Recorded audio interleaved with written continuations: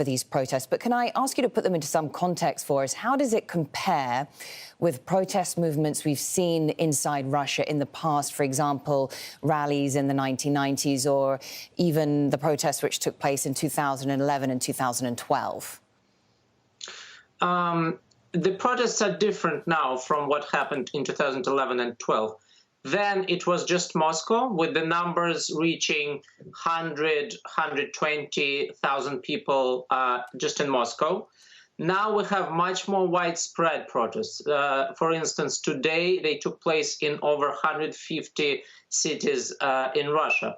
The total turnout is very difficult to estimate, but for sure it's above 150,000 people in the whole of Russia. In Moscow, since the police put the center of the city in lockdown, people gathered in different places, so it's difficult to calculate. But I think it's not less than 20,000 people in Moscow.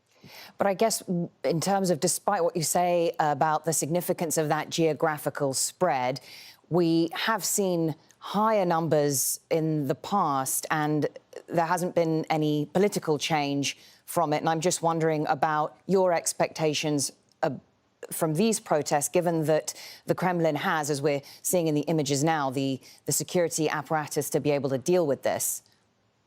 Well, the nature of the protests has changed. The protests in 2011 and 12 were sanctioned, so they were protected by the police. People were not afraid to come there.